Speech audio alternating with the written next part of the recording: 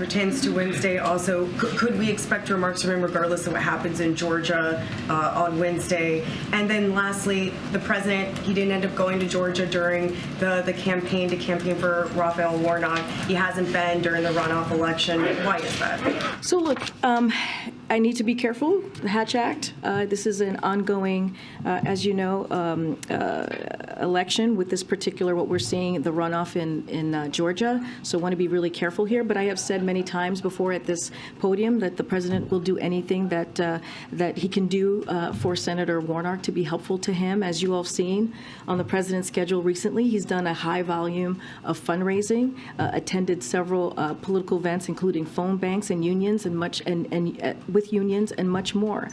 Look, the way that we see this, if you think about the midterms that just occurred, the president played a big role here. He set the narrative on how Democrats were going to move forward in the midterms, how they were going to talk about the successes that they had, how they were going to talk about what was important to American families, right? They made that contrast with Republican electeds, Republican officials who were talking about getting rid of Social Security, putting that on the chopping block, putting Medicare on the chopping block. He talked about the freedoms of the American people wanted as it relates to Roe v. Wade and how we saw the Supreme Court get rid of Roe. And we talked about that and how Republicans wanted to put a national ban. They were pushing for a national ban, and it didn't matter which states, if you're a red or blue state. And this is the thing that the president talked about, and others followed.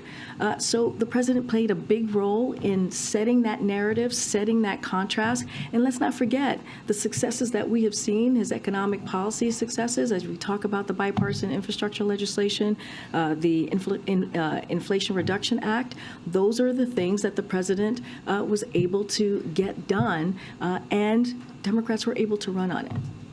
The trip is obviously to Phoenix, not to the border, not to Georgia, which is sort of a pressing issue for Democrats, for the president. Have Democrats determined that a visit to Georgia would not help Senator Warnock's reelection bid? The president actually, and I actually already answered this, and I'll just repeat what I just said. The president, and I want to be very careful about talking about an election that's happening tomorrow because it's an election, and I'm covered on the Hatch Act, so I'm not going to comment on that specifically. But when we look back on the president's role during the midterm elections, he played a significant role for Democrats. It was because, again, I just answered this question, is because of the way he made the contrast with Republican officials, again, who talked about putting Social Security and Medicare on the chopping block because they were upset about the Inflation Reduction Act, which is a historic piece of legislation. It's going to lower costs for American families. That's what they were upset about, because we were saying we wanted to make sure big corporations pay their fair share and not put it on the little guy. And that's what they put forward. And the American people spoke really loud and clear. That's not what they want. They want us to continue to fight for their freedoms. They want us to continue to fight for democracy. And, that red wave never happened.